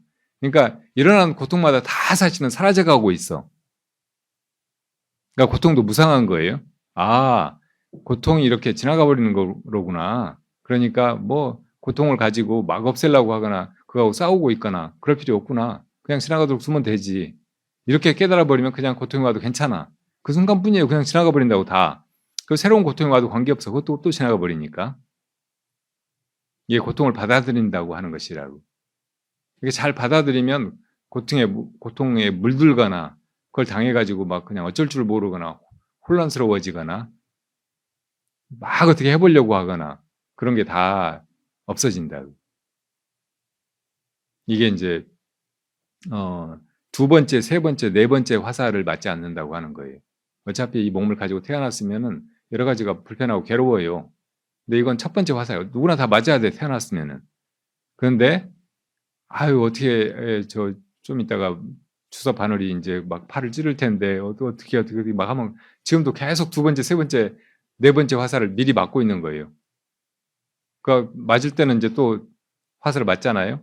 그리고 지나가 버리고 나면 너무 끔찍해. 너무 아파. 다음에 주사 맞지 말아요. 근데 다음에 또 주사 맞는데 어떻게 하지? 막 그러면 이제 일곱 번째, 여덟 번째 화살을 계속 맞고 있는 거예요. 그러니까 자기가 자기한테 화살을 쏘면서 2배, 3배, 4배, 10배로 막 계속 힘들어하는 거죠. 그러니까 그러지 않게 되는 거예요. 화살 딱 한 번이면 돼요. 그리고 지나가 버린다고. 다. 모든 고통은 찰나생, 찰나멸. 그냥 생겨났다가 지나가 버린단 말이에요. 그렇게 고통을 받아들일 수 있어야 돼. 우리말에 수고한다는 말 있잖아요. 수고. 받을 수, 괴로울 고자예요. 근데 우리가 누가 일하고 있을 때 수고해 그러잖아요. 일하는 거 힘들어요. 뭐 무거운 거 들어야 되고 옮겨야 되고 막 하면 힘들잖아요. 그렇지만 그걸 해야 될 일이니까 자기가 감수하고 그냥 하는 거라고. 자기가 고생할 각오를 한 거잖아요. 자기가 고통받을 걸 각오하고 일부러 그렇게 하는 거라고. 그러니까 감당할 만한 거예요. 보람이 있어. 그리고 그게 수고한 것은 반드시 좋은 결과를 가져온다고. 그러니까 그게 그냥 당하는 고통이 아닌 거예요. 그렇게 고통을 받아들이고 이겨내야 된다고. 지나가 버리게 둬야 돼. 당연한 거니까. 그렇게 사실은 이제 인간관계에서 오는 괴로움 혹은 누군가를 잃고 우리가 느끼는 아주 견디기 힘든 그런 괴로움, 이런 것도 다 그렇게 내 마음속에서 일어난 하나의 감정, 그리고 일어났으니까 사라져가게 되어 있는 감정, 그렇게 다 지나가요. 이 생에서 우리가 이렇게 만나서 좋게 살았으면 그거 좋은 일이에요. 감사한 일이고, 안 만난 것보다 훨씬 나은 일이라고. 그렇게 만나지 못했다면 참 불행하고 정말 싫은 사람과 아무 연고도 없는 남들과 그냥 무의미한 삶을 의무적으로 그렇게 살 뻔했잖아요. 근데 이렇게 좋은 사람들 만났고 이래서 이렇게 좋았으니까 됐어요. 그리고 그 지나가 버렸다고 해도 좋았으니까 됐지. 다 지나가게 돼 있는데 어차피 못 지나가게 안 가게 붙을 수는 없는 거고. 안 있었던 일보다는 좋은 거잖아요. 그러니까 그렇게 생각하고 그 일이 그냥 지나가게 둬야 된다. 그걸 막 잡으려고 하거나 회복시키려고 하거나 왜 이런 불행이 나한테만 억울하게 일어났을까 이렇게 생각하면서 두 번째, 세 번째 화살을 맞지 말고 그리고 내가 그렇게 좋은 마음으로 있어야 또 이제 그 사람을 만나게 돼 다시. 그러니까 전생에 그렇게 만나서 인연이 있었으니까 이번 생에 또 만나졌다고. 이번 생에 이렇게 인연이 있었으니까 다음 생에 또 만나지 절대 안 만나는 일은 없는 거예요. 아니 그럼 아란이 된다든지 성불해가지고 이제 다시 안 태어나게 되면 못 만나는 거 아니냐고. 사실은 그 자리에서 완벽하게 만나 있는 거예요. 나도 너도 없는 그 본래 마음 자리에서 우리가 완전히 하나이고 그건 만나고 헤어지는 일이 없는 거예요. 만남과 헤어짐이 없는 절대적인 만남 속에 들어가는 것이라고 열반에 들어가는 거는. 그러니까 사실은 거기로 가느라고 이렇게 만나고 헤어지고 하면서 서로 이제 부부가 되기도 하고 부모 자식 간이 되기도 하고 친구가 되기도 하고 도반이 되기도 하고 또 어떤 때는 원수가 되기도 하고 하면서 이렇게 만나고 헤어지고 그러면서 가는 거라고. 그리고 서로 다듬어져. 다 이 에고를 가지고 이 세상에 태어나고 이 자아가 있으니까 뭐 다른 사람들 만나기도 하고 무슨 일을 하기도 하고 막 하면서 이렇게 사는데 자아가 있으면 반드시 자아 아닌 것과 부딪히게 되어 있다고. 어떤 때는 조화를 이루기도 하고 서로 당기기도 하고 그러지만 애착만 있는 그런 마음은 없어요. 반대는 반드시 증오심이 붙어 있다고. 뭐가 싫으니까 어떤 것이 좋은 거예요. 좋기만 한 건 없어. 또 싫기만 한 것도 없다고. 뭐가 좋은데 그렇지 않으니까 이게 싫은 거예요. 그래서 이렇게 이제 같이 살다가 헤어졌으니까 이제 아주 헤어졌구나 그렇게 생각하지 말고 다음에 또 만날 것을 생각해야 된다고. 또 만날 때 더 좋게 만나기를. 그래서 더 좋은 만남이 이루어져 가도록 더 서로에게 의미 있는 만남이 되도록. 그러자면 내가 잘 살아야 돼. 이제 그 사람 없는 시간을 잘 보내고 그리고 그 사람도 나와 헤어져서 잘 살고 있다가 또 만나야 된다고. 그리고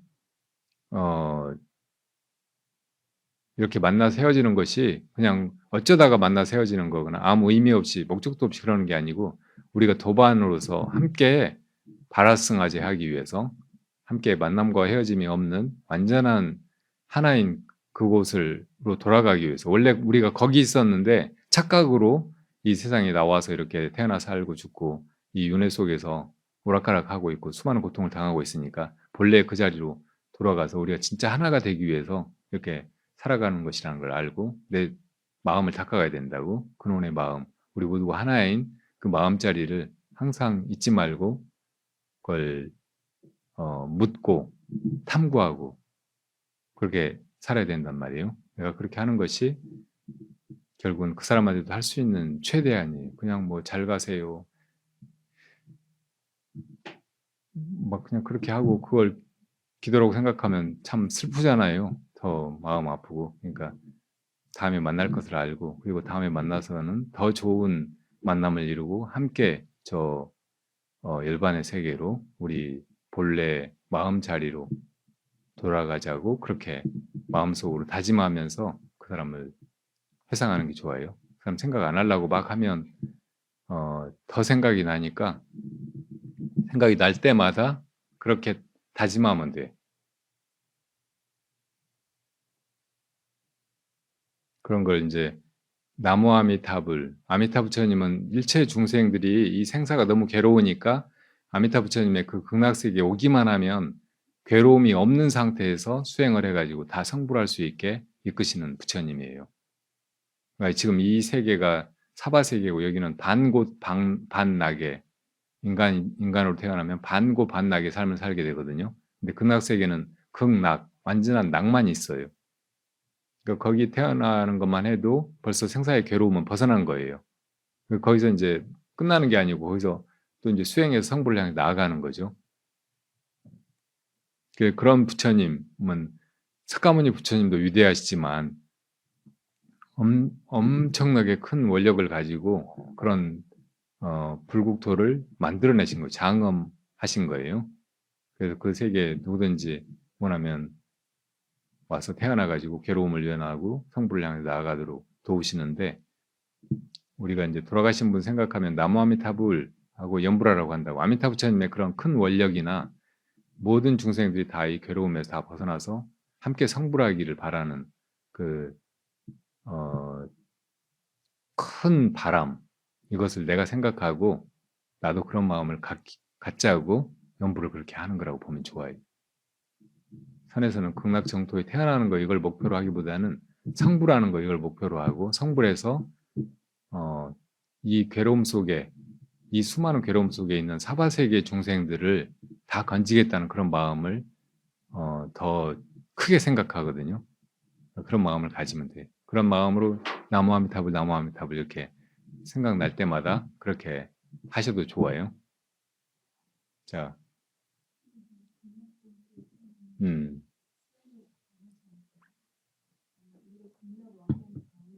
네,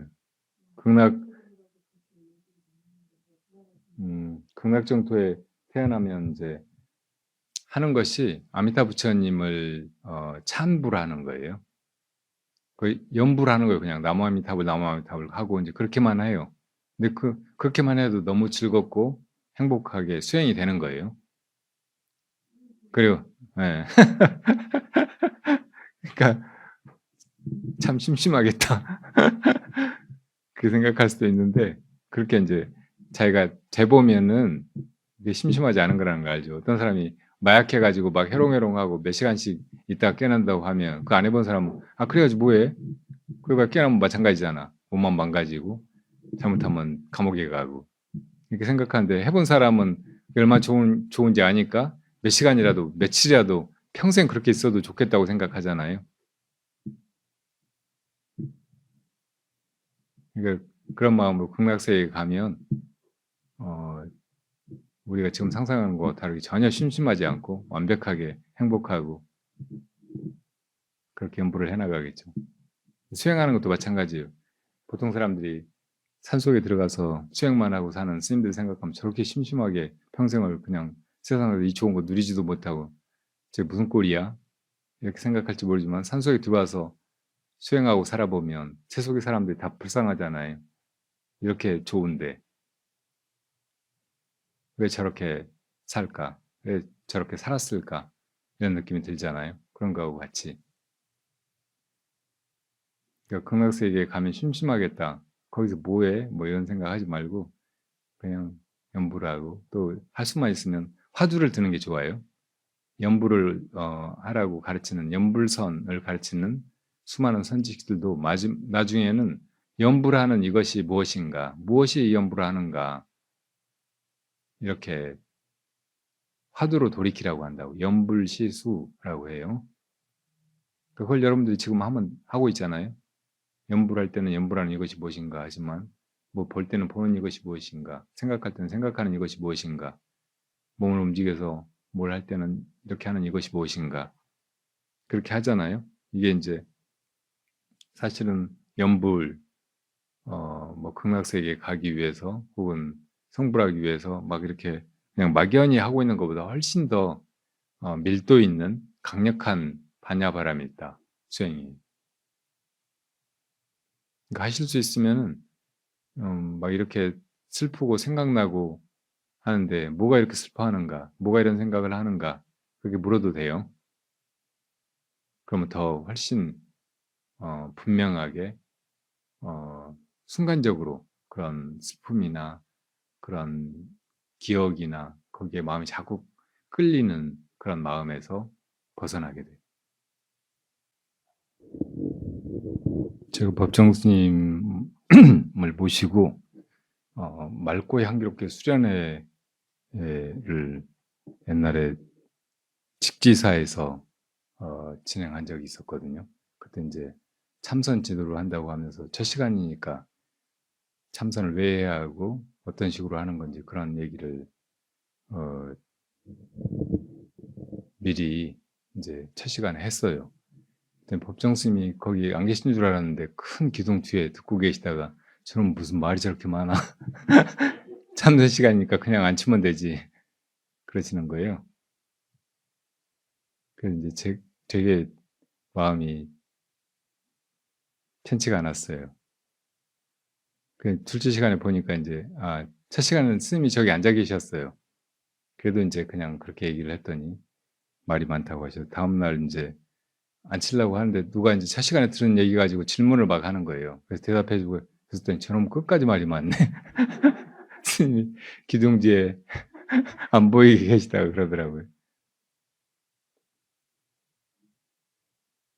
선에도 수없이 많은 말들이 있거든요. 어록이 정말 많아요. 그리고 옛날 선사들도 정말 많은 말씀을 하셨고, 근데 그 많은 말들이 사실은 그 말 없는 자리, 언어 도단의 그런 자기 마음자리로 돌아가라고 하는 말씀들이에요. 그냥 그렇게 해버리면 간단하죠. 그냥 이먹고만 하면 다 말이 끊어져 버리고 그렇게만 하면 되는데 그렇게 하게 하려고 이렇게 많은 말들이 필요한 거예요.